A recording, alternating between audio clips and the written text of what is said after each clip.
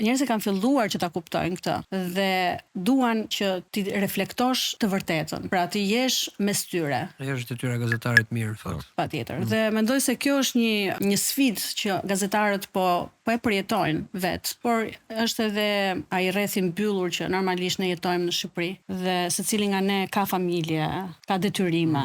Kështu që duhet respektuar. Patjetër që kanë frikë. Patjetër që kanë frikë. Ta bëjmë punën vetë siç duhet. Se ngelim pa punë. Po pikërisht, kjo është ajo dhe unë i kuptoj shumë mirë kolegët e mi.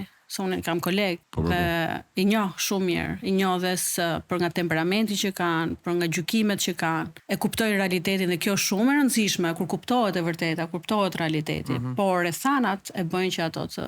Por megjithatë, unë kam besim se qytetarët shqiptar janë të zgjuar. Ja, ato do thoya, jemi rreth e zgjut. Jemi të zgjuar.